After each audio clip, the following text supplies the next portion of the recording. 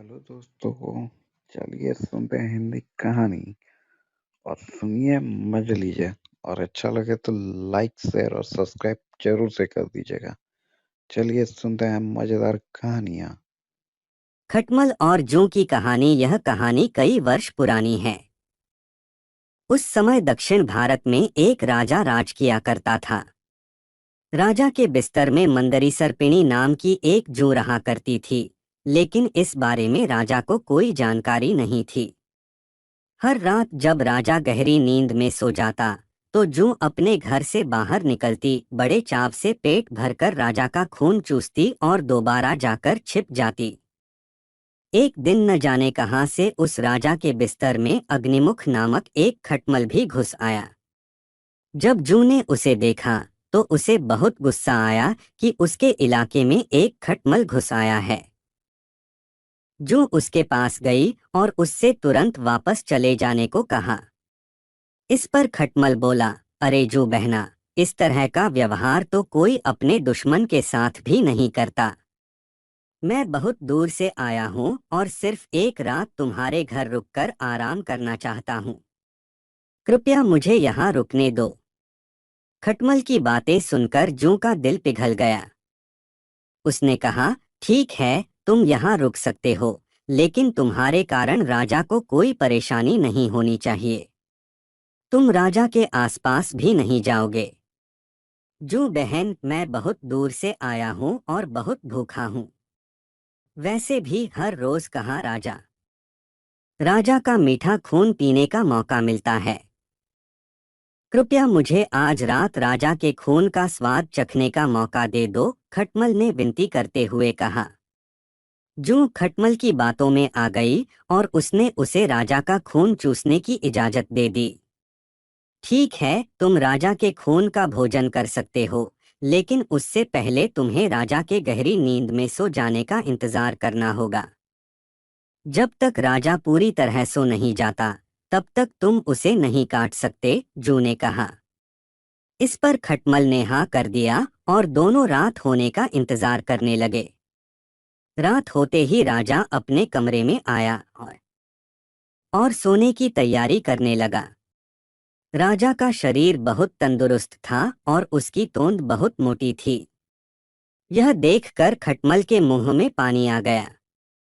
जैसे ही राजा बिस्तर पर आकर लेटा, खटमल ने न आव देखा न ताव और सीधे जाकर राजा की मोटी तोंद पर जोर से काट लिया और फिर दौड़कर पलंग के नीचे छिप गया। राजा दर्द के मारे चीख उठा और तुरंत अपने सिपाहियों को कमरे में बुला लिया। राजा ने सिपाहियों को आदेश दिया, सिपाहियों, इस बिस्तर में जरूर कोई खटमल या जू है।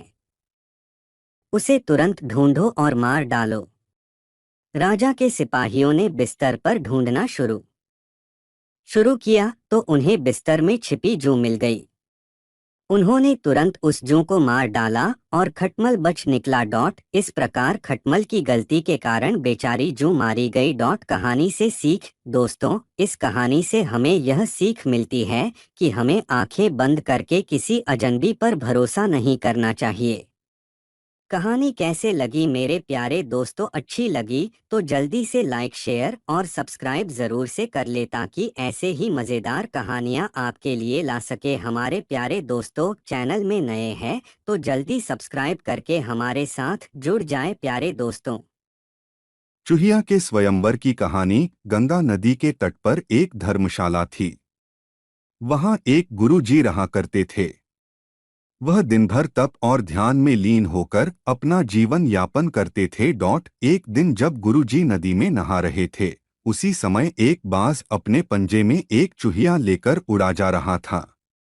जब बाज गुरु जी के ऊपर से निकला तो चूहिया अचानक बाज के पंजे से फिसलकर गुरु जी की अंजुली में आकर गिर गई। गुरुजी ने सोचा कि अगर उन्होंने चूहिया को ऐसे ही छोड़ दिया तो बाज उसे खा जाएगा। इसलिए उन्होंने चूहिया को अकेला नहीं छोड़ा और उसे पास के बरगद के पेड़ के नीचे रख दिया और खुद को शुद्ध करने के लिए फिर से नहाने के लिए नदी में चले गए। नहाने के बाद गुरुजी ने अपनी शक्तियों का इस्तेमाल करके चूहिया को एक छोटी लड़की में बदल दिया और अपने साथ आश्रम ले गए। गुरुजी ने आश्रम पहुंचकर सारी बात अपनी पत्नी को बताई और कहा कि हमारी कोई संतान नहीं है, इसलिए इसे ईश्वर का वरदान समझकर स्वीकार करो और इसका अच्छे से लालन पालन करो। फिर उस लड़की ने स्वयं गुरुजी की देखरेख में धर्मशाला में पढ़ना लिखना शुरू कर दिया। लड़की पढ़ने में बहुत होशियार थी। यह देखकर गुरुजी और उनकी पत्नी को अपनी बेट पर बहुत गर्व होता था। एक दिन गुरुजी को उनकी पत्नी ने बताया कि उनकी लड़की विवाह योग्य हो गई है। तब गुरुजी ने कहा कि यह विशेष बच्ची एक विशेष पति की हकदार है। अगली सुबह अपनी शक्तियों का उपयोग करते हुए गुरुजी ने सूर्य देव की प्रार्थना की और पूछा, हे सूर्य देव, क्या आप मेरी बेटी के साथ विवाह करेंगे? यह सुनकर लड़की बायली, पिताजी, सूर्य देव पूरी दुनिया को रोशन करते हैं, लेकिन वह असहनीय रूप से गर्म और उग्र स्वभाव के हैं। मैं उनसे शादी नहीं कर सकती। कृपया मेरे लिए एक बेहतर पति की तलाश करें। गुरुजी ने आश्चर्य से पूछा, सूर्य देव से बेहतर कौन हो सकता है? इस पर सूर्य देव ने सलाह दी, आप बादलों के राजा से बात कर सकते हैं। वह मुझसे बेहतर हैं, क्योंकि वह मुझे और मेरे प्रकाश को ढक सकते हैं।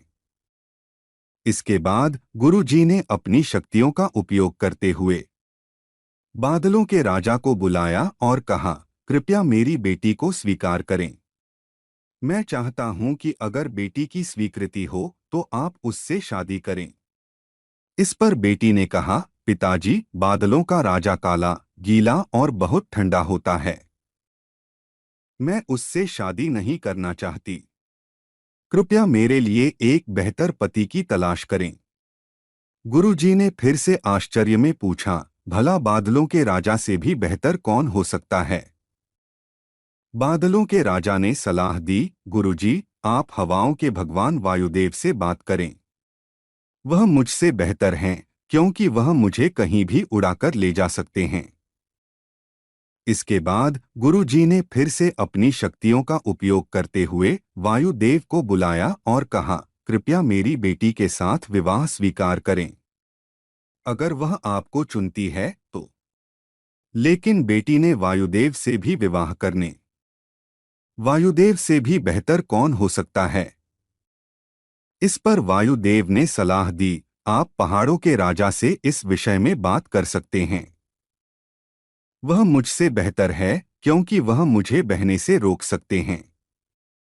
इसके बाद गुरुजी ने अपनी शक्तियों का उपयोग करते हुए पहाड़ों के राजा को बुलाया और कहा, कृपया मेरी बेटी का हाथ स्वीकार करें। मैं चाहता हूं कि अगर वह आपको पसंद करती है तो आप उससे शादी करें। फिर बेटी ने कहा, पिता, पहाड़ों के राज बहुत कठोर हैं।